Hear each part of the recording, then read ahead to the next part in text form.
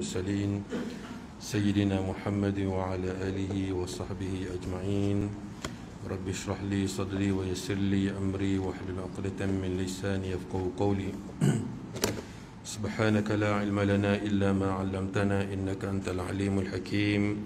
اللهم لا سهل إلا ما جعلته سهلا وأنت تجعل الحزن والصعب إذا شئت سهلا. أما بعد فإن أصدق الحديث كتاب الله وخير الهدي هدي محمد صلى الله عليه وسلم وشر الأمور محدثاتها وكل محدثة بدعة وكل بدعة ضلالة وكل ضلالة في النار أعاذنا الله وإياكم منها.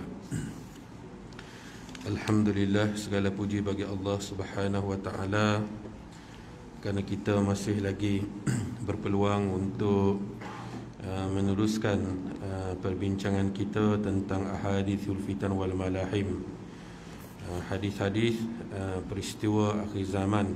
Cara mudahnya macam itulah dah, ataupun tanda-tanda kiamat. Malam ni kita baca hadis yang lain, al-barakah fi Syam wal Yaman wal fitan fi Najd. An Ibni Umar radhiyallahu anhuma qala ذكر النبي صلى الله عليه وسلم اللهم بارك لنا في شامنا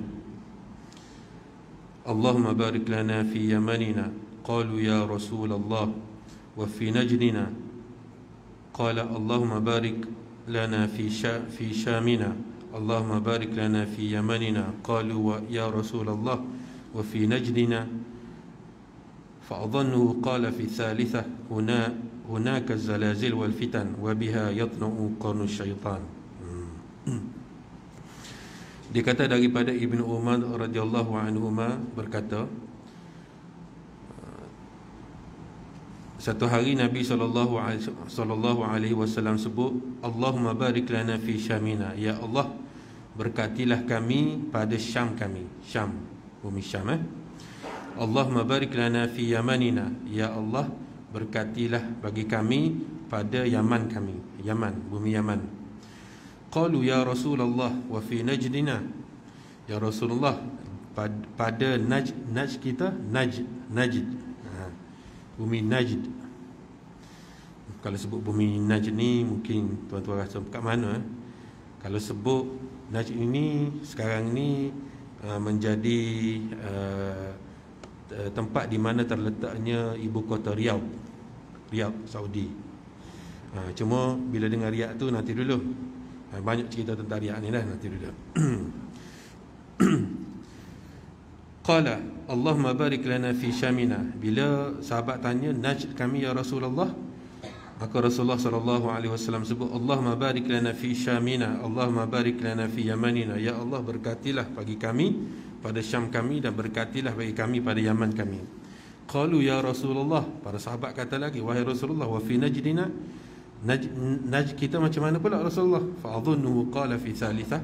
Ibnu Umar kata Rasulullah sallallahu alaihi wasallam jawab pada kali yang ketiga, maksudnya selepas soalan yang kedua, hunaka az-zalazil wal fitan wa biha yatlu'u qarnu syayatin. Di sana akan berlaku zalazil. Zalazil ni kalau kita gempa bumi. Wal fitan, dan pelbagai fitnah, wa biha yatlu'u qarnu syaitan, dan di situ juga ataupun dengannya juga akan keluarnya qarnu syaitan. Qarni maksudnya tanduk syaitan. Sebab tu saya selalu sebut bahawa bila kita baca hadis-hadis begini, kita kena hati-hati. Bunyi tanduk syaitan ni bila berlaku, contohnya berlaku seperti yang berlaku sebelum ni di Saudi, hiburan dan sebagainya, kita kata memang betul apa yang Nabi SAW kata, di situlah tempat keluarnya tanduk syaitan, kan? Tapi hadis ni ada penyelesaian para ulama. Baik, Ibnu Umar beliau meriwayatkan bahawa Rasulullah SAW pernah mendoakan keberkatan Syam. Baginda SAW sebut Allahumma barik lana fi Syamina, dan Syam yang disebut oleh para ulama dahulunya bukan hanya merangkumi Palestin, Jordan, Lebanon dan Syria. Bukan ini. Syam yang dahulunya bermula di atasnya Tursina sampailah kepada Sungai Furat. Luas kawasan dia. kawasan, kalau tuan-tuan biasa baca buku berkaitan dengan protokol Yahudi ataupun plan Yahudi untuk menguasai semenanjung tanah Arab ataupun negara Arab, dia buat dengan lingkungan seekor ular, merangkumi hujungnya Tursina sampailah kepada Iraq. Mengapa begitu? Kerana dia kembali kepada cerita asal keturunan Yahudi ataupun Bani Israel yang pernah teraniaya di bawah kekuasaan raja Iraq Bukhtansar ataupun Bukhutnasar ataupun Bukhtansar di Iraq. Dan kemudian Nabi Musa AS pernah sampai ke Tursina dalam peristiwa Nabi Isa AS, wa kalamallahu Musa taklima. Jadi mereka melihat Syam ini lebih luas daripada apa yang kita faham sekarang. Itu satu poin yang penting. Dan bila kita baca hadis-hadis fitan ni, ada beberapa hadis yang menceritakan tentang kelebihan bumi Syam. Kesimpulan yang dibuat oleh ulama-ulama yang membincangkan hadis fitan, selain daripada bila kita nak kembali kepada Al-Quran dan sunnah Nabi SAW, kita menghidupkan amal ma'ruf dan nahi munkar, kita meningkatkan ilmu pengetahuan kita, dan kita bersabar di atas setiap ujian. Poin yang kelima yang biasanya disebut oleh ulama-ulama yang membincangkan hadis-hadis fitan ialah dia panggil sukna Syam. Akhir zaman ni, tempat yang paling sesuai untuk kita jadikan tempat tinggal adalah Syam. Ini disebut dalam beberapa hadis kerana dia kembali kepada perjuangan Al-Imam Al-Mahdi yang selepas daripada dia kali pertama dia nak dibai'ah, dia lari ke Madinah Al-Munawwarah, kemudian dia balik semula ke Mekah Al-Mukarramah selepas daripada itu, dan kali kedua itu dia dibai'ah dan dia diugut akan dibunuh jika dia tidak mahu menerima bai'ah tersebut oleh satu kumpulan jemaah haji, kerana mereka meyakini Imam Mahdi ini adalah orang yang sepatutnya diangkat menjadi pemimpin. Dan kali kedua Imam Mahdi dibai'ah, kemudian selepas pada itu Imam Mahdi mula mendapat supporter dia, penyokong-penyokong dia, dan antara penyokong yang paling ramai ialah daripada kumpulan penduduk Khurasan, sehingga disebut bahawa penduduk Khurasan ini min asyaddin nasi 'ala Dajjal, kerana mereka yang kuat support Imam Mahdi, dan mereka juga sangat orang kata tegas menentang Dajjal dan menyokong Imam Mahdi. Dan sebahagian daripada penyokong Imam Mahdi lagi dari Madinah Al-Munawwarah yang kita pernah sebut cerita tentang kehancuran kota Madinah di zaman Imam Mahdi itu bukan disebabkan Madinah itu dihancurkan, tapi disebabkan oleh kerana sebahagian penduduk Madinah tinggalkan Madinah dan mereka ikut Imam Mahdi, dan kesemua mereka menuju ke Syam, berada di Syam. Jadi salah satu benda yang disebut oleh ulama-ulama kita akhir zaman ini, tempat yang paling baik selain daripada Mekah dan Madinah untuk kita jadi tempat tinggal ialah bumi Syam. Tapi bila kita nak sampai masa tersebut, wallahu alam. Cuma dalam banyak hadis Nabi SAW, Nabi sebut barakallahu fi syamina, barakallahu fi syamina. Dalam riwayat lain sebut, bila Nabi sebut barakallahu fi syamina, para sahabat tanya wa yamanina ya Rasulullah, barakallahu fi syamina wa yamanina wa najdina ya Rasulullah. Sahabat lain pula tanya, fiha yatlu'u qarnu syaitan. Dari riwayat lain, maknanya riwayat yang lebih kurang saja. Jadi dalam hadis ni, pertama Nabi SAW sebut tentang keberkatan bumi Syam. Maksudnya bumi Syam ini memang didoakan sendiri oleh Nabi SAW. Dan di antara benda-benda yang berkat, bumi Syam tu bumi yang berkat dah. Al-Quran pula menggambarkan ada lagi beberapa benda yang sangat istimewa yang berada di bumi Syam. Antaranya ialah zaitun dan tin. Watin wa zaitun. Dua benda bahkan Allah Subhanahu wa taala sebut yuqadu min syajaratin mubarakatin zaitunatin la syarqiyatin wala gharbiyah, di bumi Syam. Baik, tapi Pokok yang berkat ini bila disebut bumi Syam, maka para ulama kata bumi Syam yang luas, bukan bumi Syam yang 4 buah negeri tadi. Baik. Kemudian selepas Nabi SAW cerita tentang bumi Syam, kerana sebelum bumi Syam ini berada di kemuncak, ketika itu banyak fitnah yang berlaku, macam-macam pembunuhan dan malhamah dan sebagainya. Kita tak sampai lagi ke peringkat malhamah. Peristiwa-peristiwa pertembungan di antara sesama orang mukmin, pertembungan di antara orang mukmin dengan orang kafir, pertembungan di antara orang mukmin dengan Yahudi, pertembungan antara orang mukmin dengan orang Nasrani, kita boleh sampai lagi bab tu. Tetapi sebelum Syam berada di kemuncak dia, Syam ini akan melalui ujian-ujian ini. Disebut dalam hadis-hadis yang lain. Satu. Baik, selepas Nabi SAW cerita tentang keberkatan Syam, Nabi SAW kata, Allahumma barik lana fi yamanina, ya Allah berkatilah bagi kami pada Yaman kami.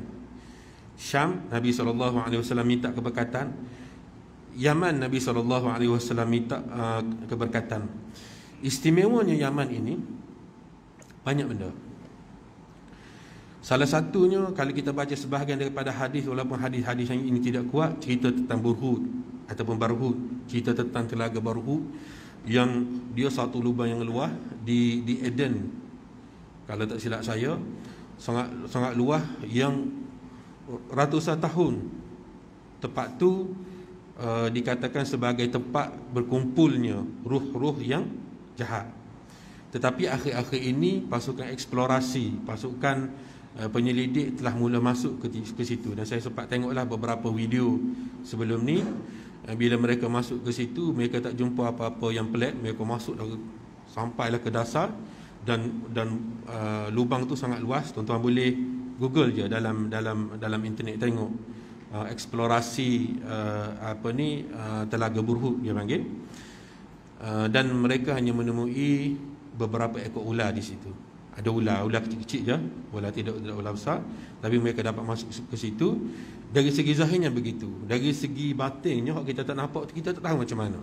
Tapi dari segi zahirnya, telaga tu satu telaga yang luas, lubang yang luas yang tidak ada benda-benda yang pelik dalam tu. Jadi eksplorasi para saintis menunjukkan dari segi zahirnya telaga tu tidak ada apa-apa yang pelik lah. Tapi dari segi benda kita tak nampaknya, batinnya wallahu a'lam. Dan Yaman ni adalah satu bumi yang Allah Subhanahu Wa Taala rakam, bukan Allah Subhanahu Wa Taala rakam dalam Al-Quran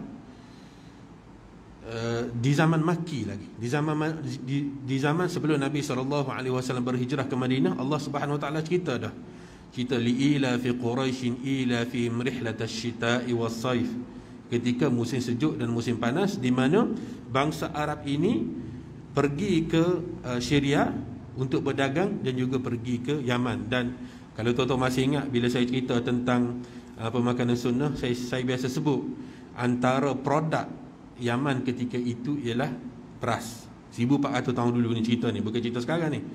1400 tahun dulu Yaman menghasilkan beras, dan beras antara bahan makanan ruji yang dibawa oleh Sayyidina Ali kembali ke Madinah Al-Munawwarah sebagai barangan zakat.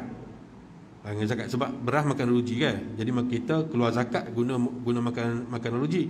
Beras itu dibawa oleh Sayyidina Ali radhiyallahu anhu ke Madinah Al-Munawwarah sebagai harta zakat. Dan baginda SAW dalam beberapa riwayat, termasuklah riwayat Aisyah Ummul Mukminin radhiyallahu anha, menunjukkan bahawasanya baginda Rasulullah SAW memakan nasi sebagaimana kita makan juga. Cuma nasi itu banyak kategori lah, banyak jenis lah. Tapi nak ceritanya, baginda SAW makan nasi. Jadi dalam hadis Nabi SAW, Nabi SAW sebut tentang dua bumi yang berkat ini, iaitu bumi Syam dan bumi Yaman ni, sehingga dalam masyarakat kita, bila sebut saja Yaman, apa benda paling kita nampak? Madu. Dapat madu tak? Madu sidir tak?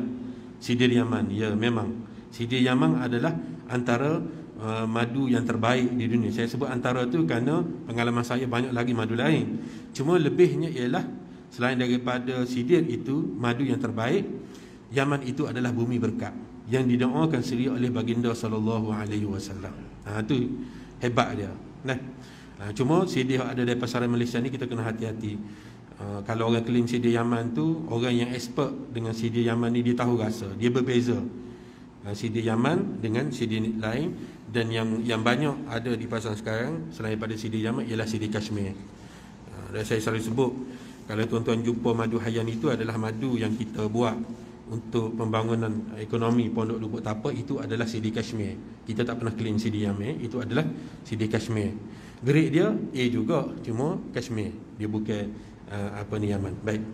Dalam hadis ni Nabi SAW sebut dua tempat yang berkat yang dijanjikan oleh Nabi SAW, dan dulu kini selama-lamanya. Pada dulu lagi bumi ini berkat, sampailah ke akhir zaman bumi tetap menjadi bumi berkat. Ukuran keberkatan itu tidak sama dengan bumi-bumi yang lain. Cuma kita jangan buat perbandingan dengan Mekah dan Madinah, kerana ini adalah tempat yang orang kata dia mesti dikeluarkan daripada kategori bumi-bumi berkat yang lain disebut Nabi SAW, kerana dia berada di satu level yang sangat jauh beza. Baik.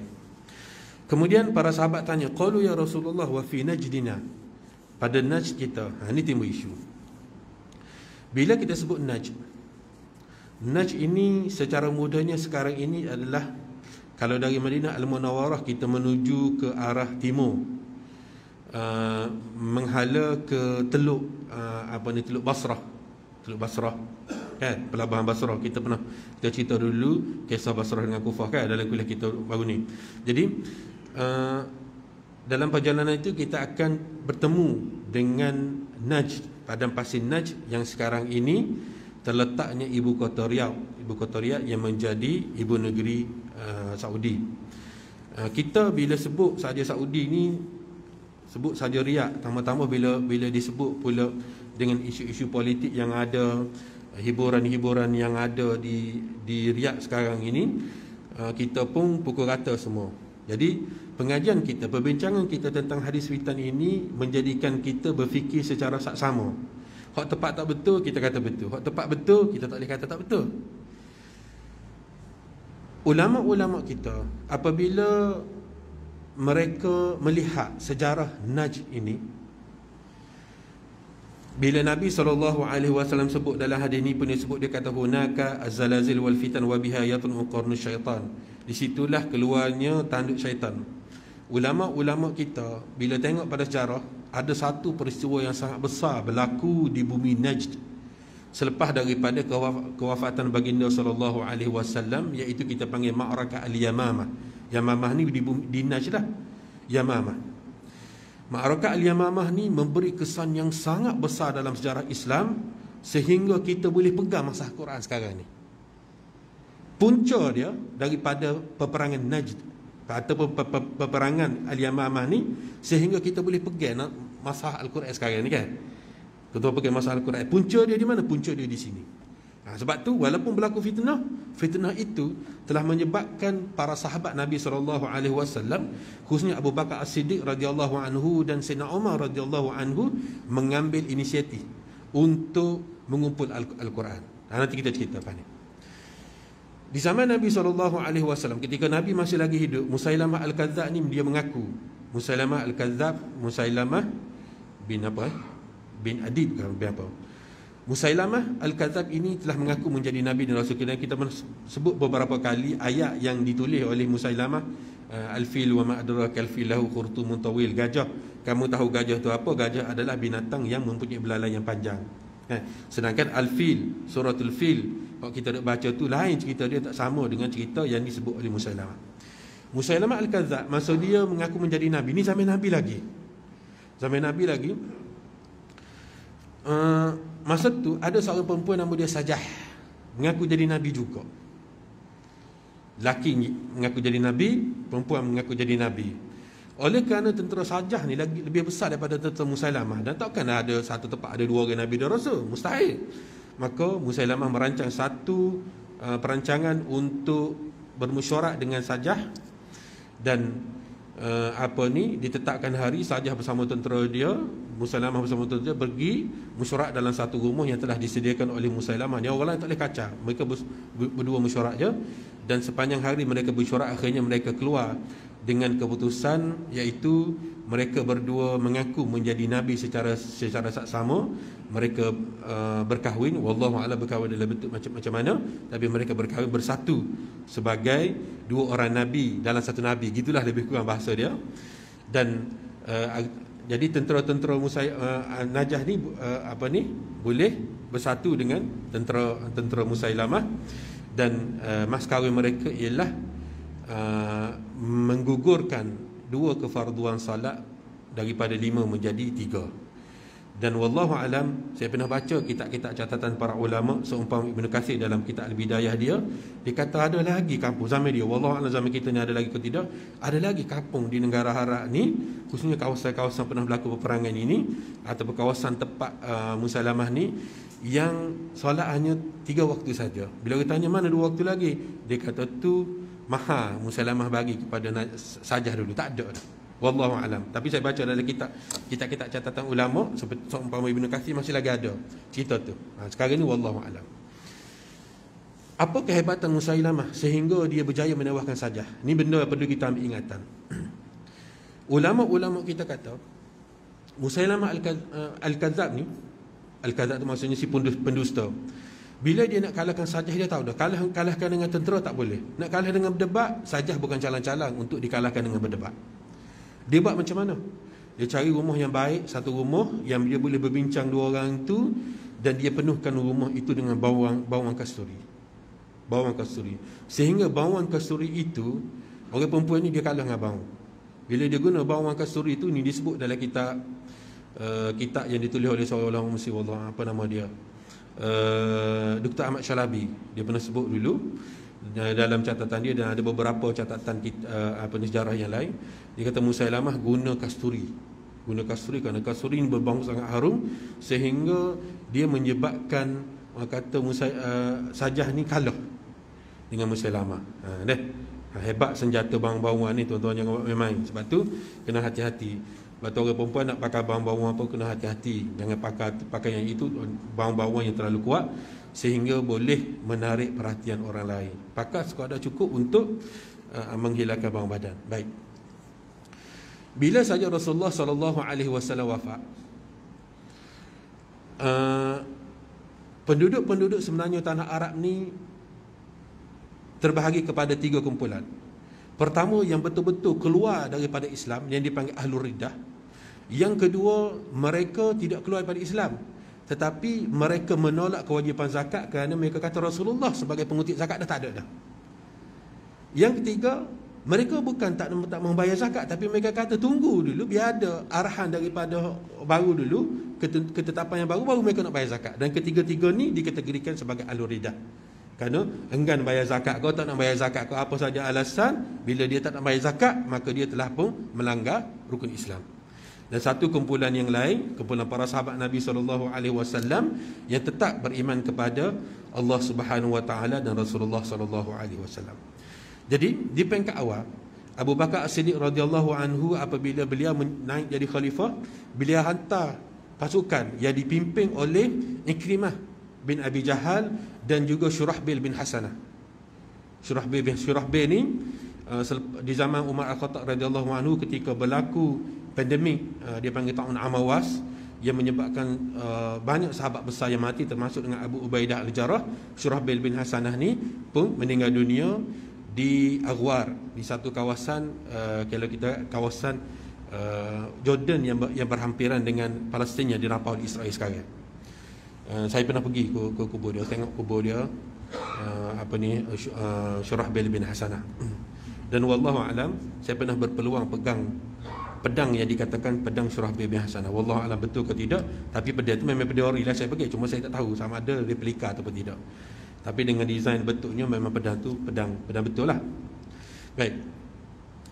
Arahan Abu Bakar As-Siddiq kepada mereka berdua dengan pasukan tentera supaya jangan libatkan peperangan, pergi untuk menakutkan. Tetapi berlaku peperangan yang menyebabkan tentera umat Islam, sebab tentera Musailamah ni bukan sikit 40,000, satu jumlah yang besar. Sedangkan tentera Islam ni sebab dipecahkan ke sekurang-kurangnya 7 hingga 9 kawasan, sehingga nak bagi tak boleh bagi banyak lah kan, sebab banyak tempat. Jadi menyebabkan di peringkat awal tentera Islam ini orang kata kalah di peringkat awal. Apabila berita ni sampai kepada Abu Bakar As-Siddiq radhiyallahu anhu, Abu Bakar As-Siddiq telah mengarahkan Khalid ibn al-Walid radhiyallahu anhu memimpin angkatan tentera lain yang berjumlah 13,000 orang ni untuk pergi semula ke Yamamah, pergi support dua orang panglima ni. Dua orang panglima dan mengambil alih kuasa kepimpinan, dan ketika itu berlakulah pertempuran yang hebat di antara tentera Islam yang dipimpin oleh Khalid al-Walid dengan tentera Musailamah al-Kadzab. 13,000 lawan 40,000, berlaku satu peperangan yang sangat hebat sehingga kan tentera Musailamah ni separuh mati.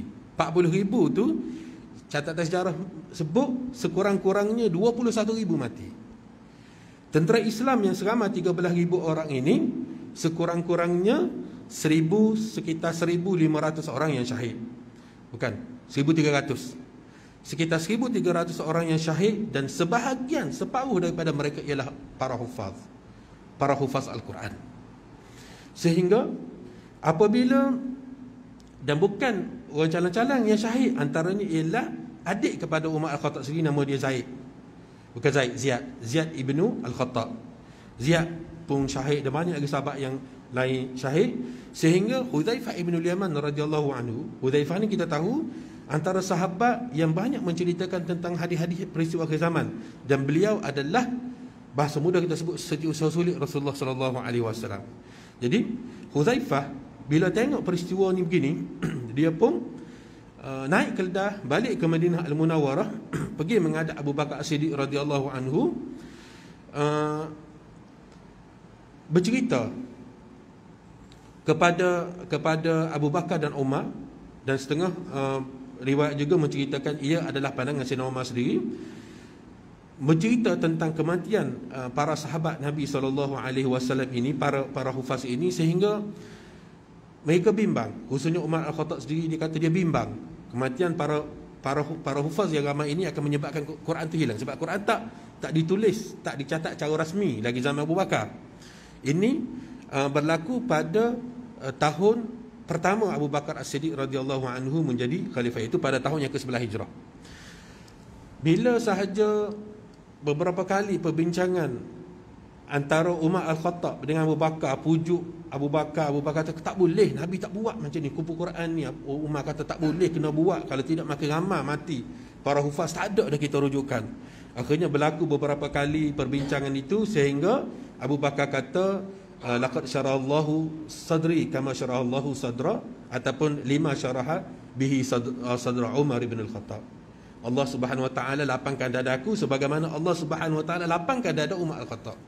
Bila dah Abu Bakar dah rasa puas hati begitu, ni tahun ke-11 Hijrah, Abu Bakar As-Siddiq radhiyallahu anhu berbincang dengan Umar, akhirnya mencalonkan Zaid bin Harithah, Zaid bin Thabit radhiyallahu anhu.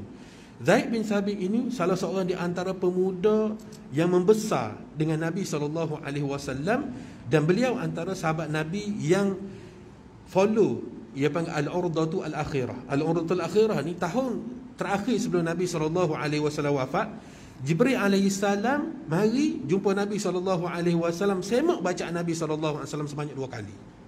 Sebanyak 2 kali. Jadi Zaid ni bukan orang calang-calang. Quran 30 juzuk tu duduk dalam kepala dia. Jadi bila sahaja Abu Bakar panggil dia, Abu Bakar cerita cadangan Sayyidina Umar ni, dia tak puas hati. Dia kata tak boleh, Rasulullah tak buat. Abu Bakar kata buatlah. Abu Bakar kata benda ni penting, gini. Tak boleh. Akhirnya Abu Bakar pujuk beberapa kali. Umar dah tepi dia. Umar tak kata apa dah. Sebab Umar sesat dah kerja dia. Dia dah pujuk dah Abu Bakar. Abu Bakar dah setuju dah. Jadi bagian Abu Bakar pujuk pula Zaid. Abu Bakar pujuk beberapa kali Zaid, pujuk sehingga Zaid pun rasa lapar dada, Zaid pun terima. Zaid kata alhamdulillahilladzi syaraha sadri kama syaraha sadra Abi Bakrin wa Umar. Jadi bila saja Zaid kata aku terima tanggungjawab ni, Abu Bakar kata kamu Zaid dan Umar, kamu berdua tunggu di pintu Masjid Nabi, pintu Babu Salam tu, tunggu di situ. Mana-mana sahabat yang mari bawa Al-Quran, bawa naskah Quran bersama hafalan dia, cukup saksi 2 orang, kamu tulis, catat. Dan Zaid 30 juzuk tu dah ada kepala dia dah. Nak ceritanya telitinya para sahabat Nabi SAW ni. Jadi kita jangan ingat Quran ni Zaid seorang je. Zaid ni kalau nak banding dengan 1000 hufaz kita pun tak boleh nak lawan lagi. Kalau ada 10,000 tak boleh nak lawan lagi. Hebat dia lagi. Jadi bila sahaja dia gitu, Zaid kata, wallahi, kalaulah Abu Bakar suruh aku pindahkan satu bukit besar ni, itu lebih ringan kerja dia daripada aku susun Al-Quran. Dan kita kena ingat, dalam sejarah Islam ini pernah tentera-tentera Islam ni pindah bukit besar ni dah. Pernah tahu, kita pernah cerita dulu pada tahun 56 Hijrah. Cerita ni cerita selepas pada tu dah. Tapi nak ceritanya kehebatan umat Islam, tentera Islam ni, khususnya penduduk-penduduk Madinah ni, mereka pernah taruh masjid satu bukit yang berada dekat dengan Bir Ali sekarang ni. Ada satu, kalau tuan-tuan perasan, lepas pada Bir Ali tu kita nak ikut muka tu, kita nampak satu kawasan lapang tu, asal dia bukit yang pernah ditaruh oleh tentera-tentera Islam pada tahun 546 Hijrah. Cerita dia panjang tu. Baik.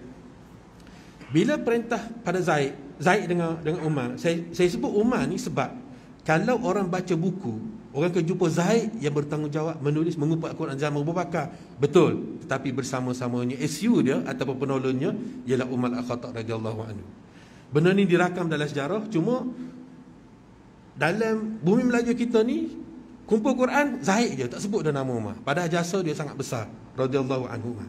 Jadi bila Zaid kumpul ni, ada satu ayat, laqad ja'akum rasulun min anfusikum azizun 'alaihi ma 'anittum harisun 'alaikum bil mu'minina raufur rahim. Tak jumpa cari duduk dengan siapa, dalam kepala dia ada. Cari, jumpalah dengan seorang sahabat nama dia Abu Khuzaimah radhiyallahu anhu. Abu Khuzaimah bila bawa teks tersebut, dan Zaid dan Umar mencari saksinya, alhamdulillah mereka jumpa saksi. Kalau tak cari saksi, tak jumpa saksi pun tak apa dah, sebab Zaid hafal dah dalam kepala dia.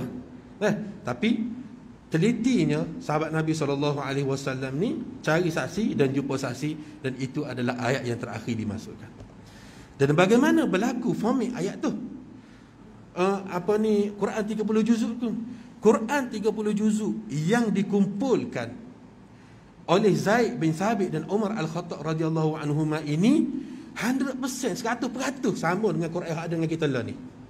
Tak ada satu ayat pun dibuang dan tak ada satu ayat pun ditambah.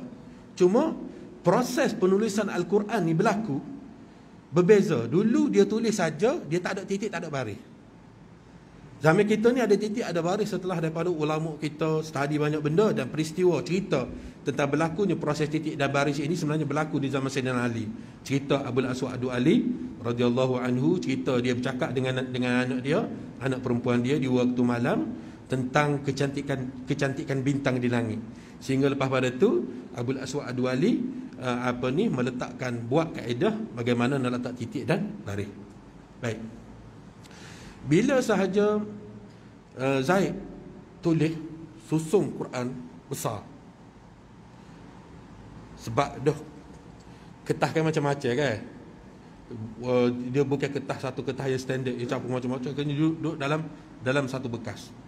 Dan Abu Bakar As-Siddiq radhiyallahu anhu memerintahkan semua catatan para sahabat ketika itu dimusnahkan.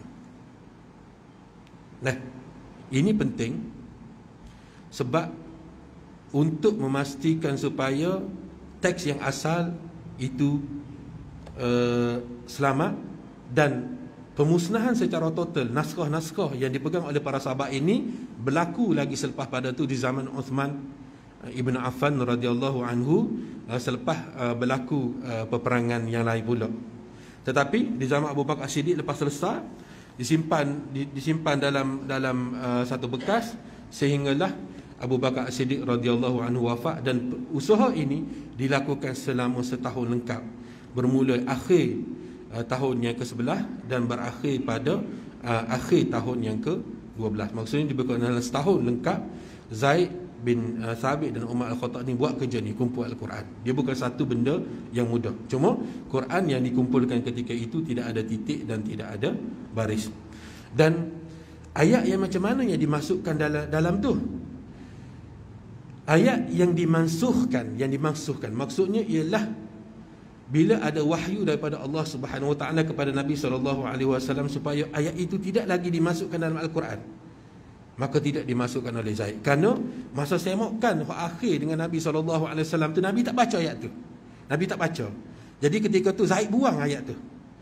Buang ayat tu, dan lepas pada tu dapat pengesahan daripada para sahabat yang lain, sehingga naskah yang disusun dan dikumpul oleh Zaid dan Umar ini mendapat kelulusan ijma', persepakatan dan semua sahabat Nabi SAW, dan tidak ada seorang pun yang mempertikaikannya, walaupun satu titik, walaupun satu baris. Nah, jadi Zaid bin Thabit radhiyallahu anhu ni, dia buang ayat-ayat yang telah dimasukkan. Ayat mansuh, hukum kadang-kadang itu kekal, tapi ayat tu mansuh. Ini benda kena bicara dalam tuan tanya ustaz-ustaz pakar dalam ilmu fiqh, dia panggil, dia boleh bincang benda ni. Ada ayat yang dimansuhkan ayat, seperti ayat asy-syaikh wa syaikhatu idza zanaya farjumuhuma albatta. Ayat ni asalnya ayat Quran, tapi telah dimansuhkan. Bila dibuat daripada Al-Quran, walaupun hukum tentang rejam penzina muhsan lelaki dan perempuan ini ada, tetap ada sampai hari kiamat, tetapi ayat tu tak ada dah. Ayat tu tak ada. Lepas tu hukum tu ambil mana? Ada lagi nas lain yang kata bila ayat tak ada, hukum tak ada dah. Tidak, ada lagi nas lain. Satu. Kumpulan yang kedua iaitu kumpulan ayat yang hukum saja dimasukkan, ayat dia kekal. Hak ni kekal dalam Quran. Contohnya kutiba alaikum idza hadara ahadukum in taraka khairan lil wasiyatu lil walidaini wal aqrabin. Hak ni kekal. Hukum memberi wasiat kepada kaum kerabat dulu wajib. Ayat ni ada. Tetapi hukum itu telah pun dimasukkan. Wajib memberi wasiat kepada kaum kerabat yang kita panggil ashabul furu' dalam kaedah usul fiqh, dalam kaedah fara' itu, hukum itu telah terbatas kerana ada ayat pembahagian pesaka dalam surah An-Nisa tu. Ayat 1/2, 1/4, 1/3, 1/6, 1/8, 2/3. Hukum waktu tak ada dah. Hukum wajib memberi wasiat kepada kaum kerabat. Adakah wasiat itu boleh dibuat? Ya, boleh dibuat, tapi kewajipan itu telah pun mansuh. Hukumnya adalah sunat dengan syarat-syarat tertentu. Kemudian kumpulan ayat yang ketiga, kumpulan yang kedua tadi, Zaid kekalkan ayat walaupun hukum dia tak ada. Kenapa? Kerana Nabi baca ketika urdah akhirah tu. Kumpulan yang ketiga ialah, tuan-tuan boleh faham tak ni? Saya cerita cara umum dah. Ni cerita umum je ni, tidak cerita berat-berat ni. Kumpulan yang ketiga ialah kumpulan yang dimansuhkan ayat. Mansuh maksudnya dibatalkan ayat itu dan dibatalkan hukum. Seperti ayat yang mengikut Aisyah Ummul Mukminin radhiyallahu anha, ayat pembatalan pensabitan hukum ibu susuan kepada anak susu. Seorang bayi apabila dia menyusu dengan ibu susunya yang bukan ibunya sendiri, walaupun sekali kenyang, maka telah sabit hukum dia anak susu. Maka dia jadi mahram dua tu. Dia tak boleh nak nikah, tak boleh apa. Dia jadi mahram sampai bila-bila pun dia jadi mahram. Asalnya gitu. Tapi ayat ini telah dimasukkan ayat mengikut riwayat Aisyah Ummul Mukminin radhiyallahu anha, dan dimasukkan hukumnya kerana ada riwayat lepas dimasukkan, ada riwayat lain daripada contohnya Abu Musa Al-Asy'ari radhiyallahu anhu, ada lebih kurang dalam 5 riwayat dalam Musnad Ahmad. Dia kata pensabitan hukum ini apabila seorang bayi itu yang masih lagi berumur bawah daripada 2 tahun menyusu dengan ibu susunya sebanyak 5 kali kenyang. Kalau dia dah besar dah, umur 2 tahun setengah ataupun 3 tahun, tak sabit walaupun dia susu 10 kali, 20 kali. Maksudnya bayi tersebut masih lagi belum makan makanan berat, ataupun bahasa mudah, dia dalam umur 2 tahun qamariyah dia panggil. Masa ketika tu, kalau dia menyusu sebanyak 5 kali kenyang. Kalau menyusu 4 kali, dalam mazhab Syafi'i kita tak sabit sebagai ibu susuan. Dia kena 5 kali. 5 kali menyusu secara kenyang, barulah boleh sabitkan anak tu adalah anak susuan kepada ibu susuan. Artinya dia mahram sampai bila-bila dengan anak ibu susu tu, dia jadi adik-beradik. Dia haram. Aurat-aurat yang mukhaffafah boleh nampak, kecuali aurat yang mughalladhah. Aurat yang mughalladhah tak boleh nampak. Aurat mukhaffafah, kalau anak susu tu lelaki, kalau adik-beradik perempuan adik-beradik susu perempuan dia tu nak nampak lengan ke, nampak leher ke, nampak rambut, dimaafkan. Gitu ukur dia. Jadi ceritanya jasa kedua-dua orang inilah yang menjadi pemula kepada selepas pada tu usaha besar-besaran untuk menyalin semula Al-Quran selepas masuk zaman Sayyidina Osman. ketika mana Huzaifah ibn Yaman ketika berlaku operasi ketenteraan di Iraq dan di Syam, khususnya di Iraq lah. Di Iraq mereka melihat askar-askar Islam ni, dia sama-sama dia ni, bila dia baca Quran, dibaca dengan cara masing-masing. Akhirnya berbalas sama mereka. Bila berbalas sama mereka tu, Huzaifah balik menghadap Osman bin Affan, cerita benda ni. Dia kata, aku bimbang Quran ni hilang disebabkan oleh apa ni, ataupun bimbang masyarakat ni berbalah kerana cara baca yang berbeza. Jadi Sayyidina Osman kumpul balik. Pekat awal dulu, pengumpulan Al-Quran secara rasmi ni dibuat kerana khauf zahabil Quran bimauti syuhada, dia panggil. Bimbang lenyaknya Al-Quran dengan kematian para syuhada yang menjadi hufaz Al-Quran. Jadi Quran zaman kita sekarang ni dengan Quran yang disusun oleh Zaid dan Umar di zaman Abu Bakar Siddiq ini, sejurus selepas kewafatan baginda Rasulullah sallallahu alaihi wasallam, tidak ada beza, serupa je. Serupa dari segi ayatnya, tak ada berlebih kurang. Walaupun boleh jadi berlaku perbezaan pada cara bilang ayat, tetapi ayatnya tetap sama. Nah, berlaku cara bilang ayat tu tak timbul isu. Tapi yang penting ialah bila bermula dengan bismillah dan berakhir dengan minal jinnati wan nas. Serupa je, tak ada beza. Jadi dalam 316 ayat yang ada sekarang ni, itu kiraan yang lebih tepat lah dalam banyak-banyak kiraan. Jumlah itu jumlah yang menafikan jumlah yang didakwa oleh golongan-golongan Syiah yang menyatakan Al-Quran ini sebanyak 10,000 ayat. Mereka kata selepas Rasulullah SAW wafat, Abu Bakar telah melakukan konspirasi dengan Zaid dan Umar ini untuk buang lebih kurang dalam 4,000 ayat yang berada dalam Mushaf Fatimah yang dipegang oleh Fatimah bintu Rasulullah SAW ketika itu dan tidak diambil oleh Abu Bakar. Ini adalah dakwah baru, ini adalah dakwah Syiah. Tuan-tuan kena ingat dah. Saya baca dah sebenarnya surah tu, saya tahu surah apa. Saya baca dah surah wisayah, saya baca dah surah wilayah, saya baca dah macam-macam surah yang pelik yang dikatakan surah yang berada dalam Mushaf Fatimah tu, saya baca dah. Memang berbeza, sangat berbeza. Jadi kalau ada dakwaan itu, jawabnya tidak. Kenapa? Kerana Abu Bakar As-Siddiq radhiyallahu anhu melalui Zaid dan Umar ini telah pun buat yang terbaik, kumpul semua ayat yang ada, cari dengan begitu teliti, dengan syarat 2 orang saksi ini mesti cukup. Kalau tak cukup, tak ambil. Dan bila dicek semuanya, ayat yang ada pada kita sekarang tu memang mencukupi semua saksi yang ada. Kalau macam suratul Fatihah tak perlu saksi dah, sebab dah terlalu ramai para sahabat baca.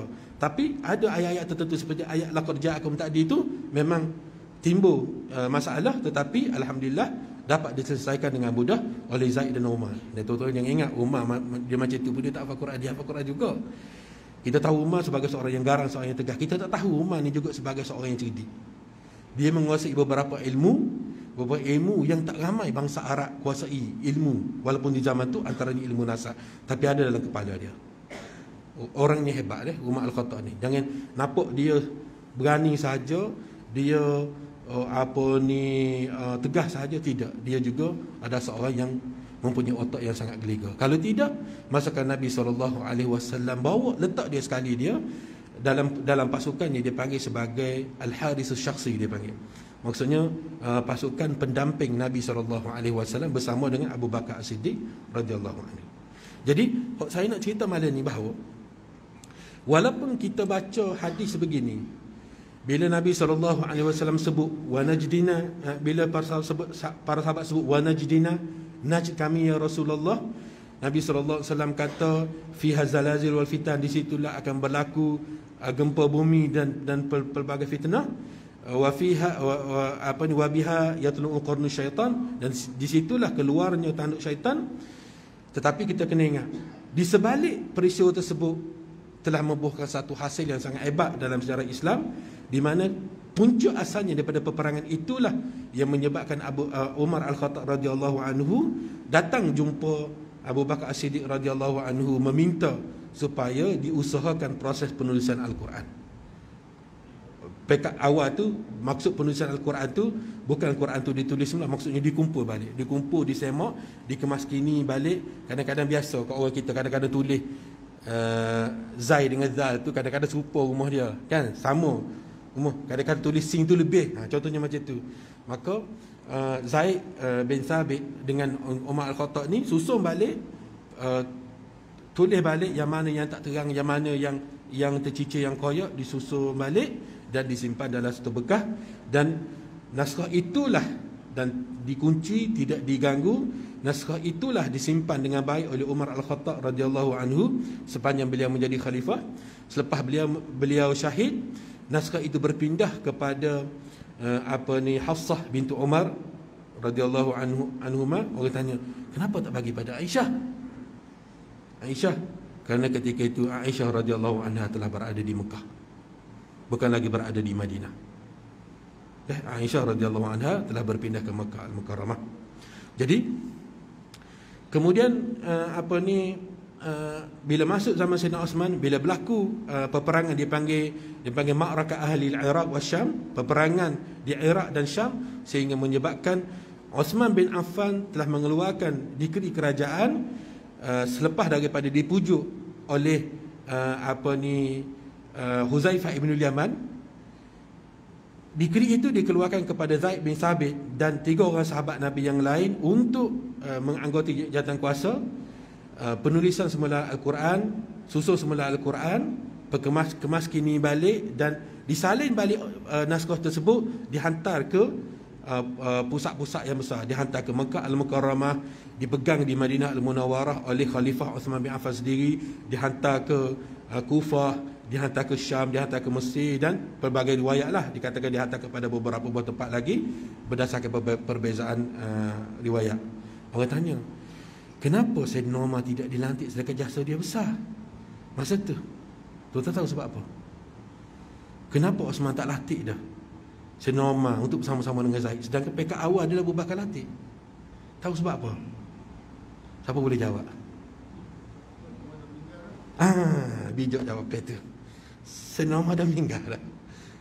Kadang-kadang kita tak perasan tak, Sayyidina Umar dah meninggal dah, syahid dah dia. Jadi selalu syahid dah, jadi tinggal Zaid seorang ni. Zaid bersama dengan Haris, kemudian 2 orang lagi. Dia 4 orang semuanya, dan mereka lah yang selepas pada tu salih semula. Dan di situlah berlakunya benda yang besar juga dalam sejarah, iaitu Osman bin Affan mengarahkan semua naskah selain daripada naskah ni yang ditulis oleh pihak kerajaan ni, semua dimusnahkan. Sahabat pun marilah hantar naskah, bakar depan masjid Nabi SAW tu sampai membukit api. Bila bakar gitu, ada sahabat yang enggan. Dikatakan ada sahabat yang enggan, seperti Ibnu Mas'ud. Kerana dia kata dia tulis itu semua daripada Nabi SAW, dia pakai pandai-pandai dia. Bahkan ada riwayat Nabi kata khudhul Quran min Ibnu Ummi Abd. Maksudnya Ibnu Mas'ud lah tu.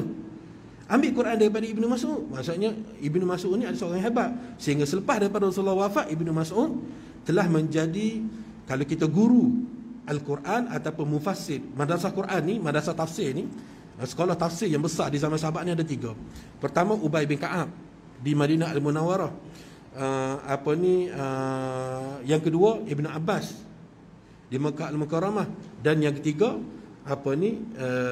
Ibn Mas'ud di Kufah.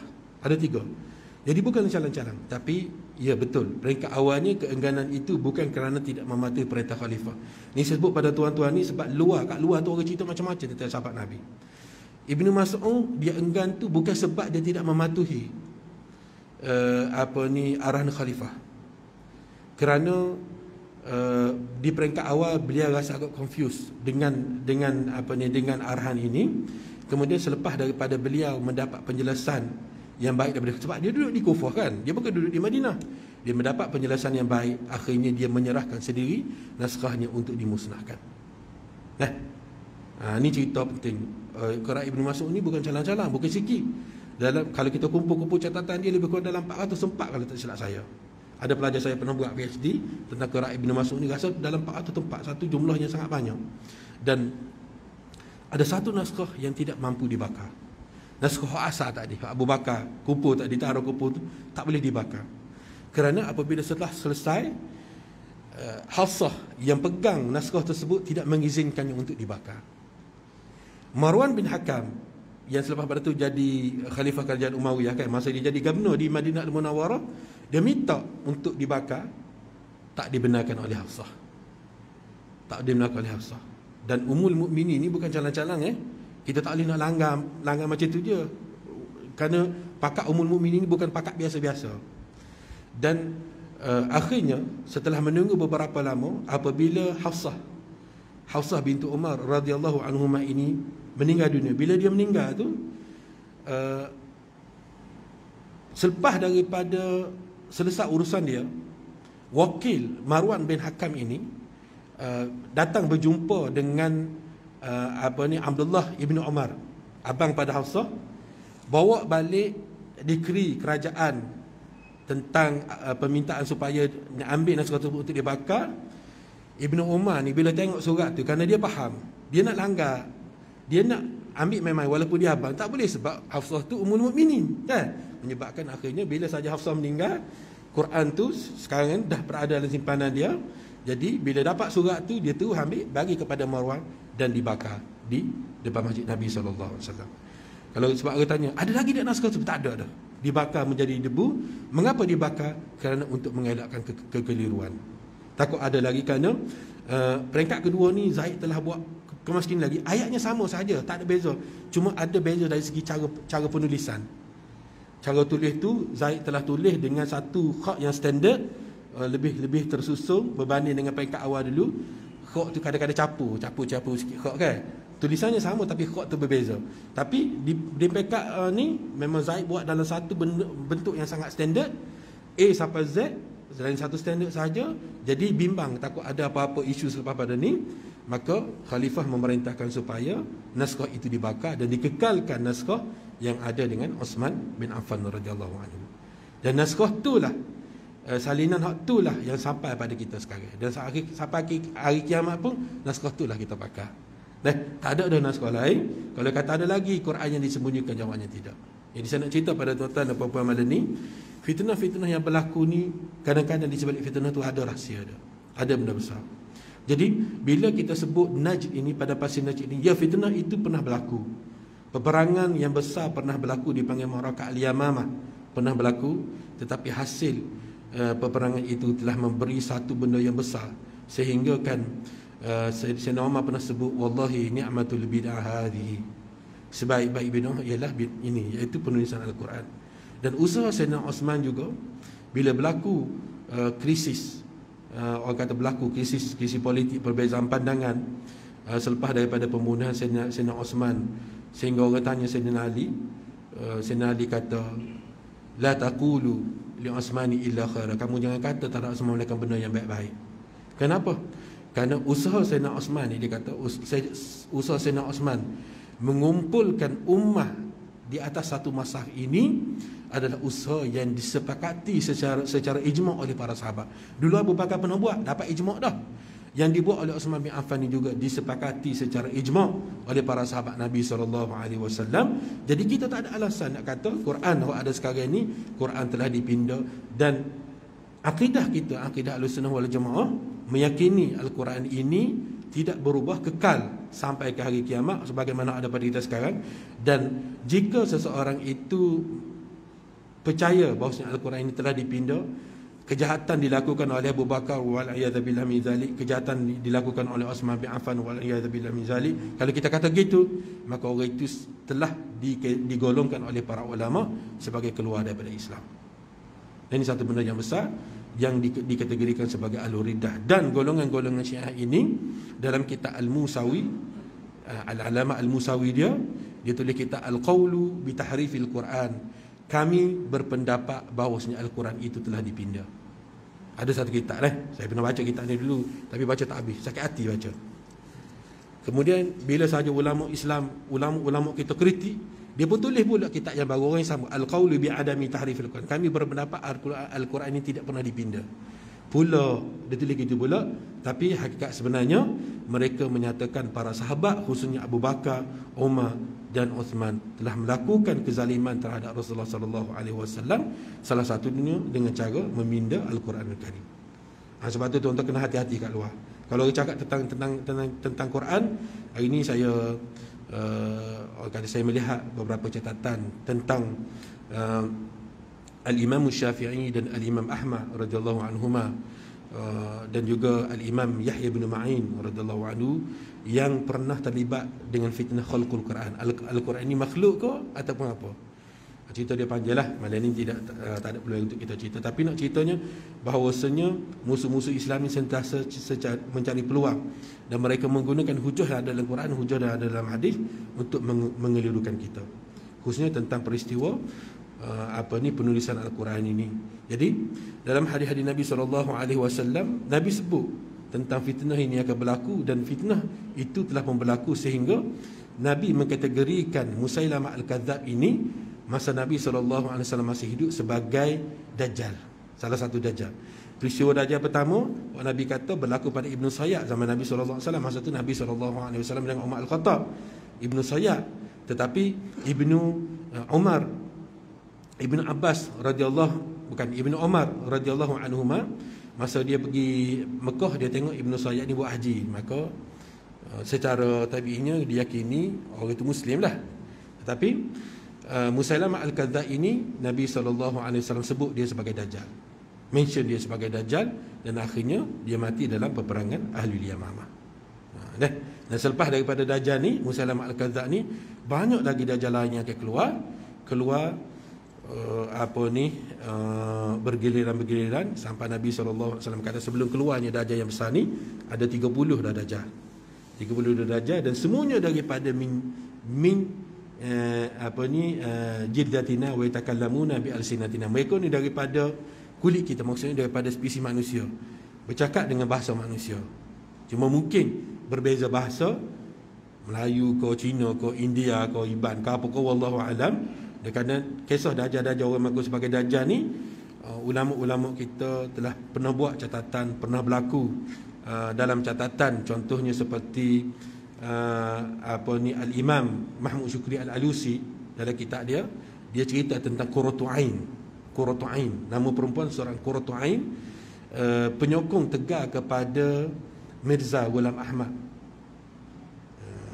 Cerita itu panjang cerita dia, dan itu semua disebut oleh ulama-ulama kita sebagai kumpulan-kumpulan Dajjal. Jadi tuan-tuan kena beringatlah benda-benda macam itu, cari ilmu yang betul dan cari sumber yang betul, dan perbetulkan akidah kita. Mudah-mudahan kita tak sesat dan tidak tertipu dengan kejahatan Dajjal ni. Wallahu a'lam. Ada soalan ke? Malam ni kita baca hadis yang ke-13 dulu dah. Syarah dia ni panjang, saya tak ikut syarah dia ni. Kadang-kadang kita cerita syarah ni panjang sikit, macam-macam dia cerita. Sini dia sebut, dia kata setengah orang kata Najd ini adalah Iraq. Dia kata banyak orang kata Najd ini adalah Iraq. Iraq cerita lain. Kita pernah baca dulu cerita Basrah kan. Itu cerita tentang Iraq. Tapi hadis Najd ini dia tidak melibatkan Iraq. Sebab setengah orang tu bila dia baca hadis ni, Najd ini dia kata Iraq. Tidak. Ini adalah Najd di Saudi. Tapi bila kita sebut gini, ia tidak menggambarkan Saudi ni secara total jahat. Kerana kita kena ingat, macam-macam mana pun Mekah dan Al-Madinah itu, inna awwala baitin wudi'a lin-nasi alladhi bi Bakkah mubarakan wa hudan lin-nas, berada di Saudi. Jadi tepat tak betul, kita kata tak betul. Tepat betul, kita kekal pertahankan dia.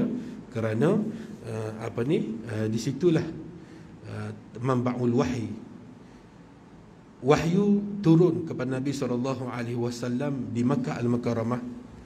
Wahyu berkembang dalam hidup Nabi SAW di Madinah Al-Munawwarah.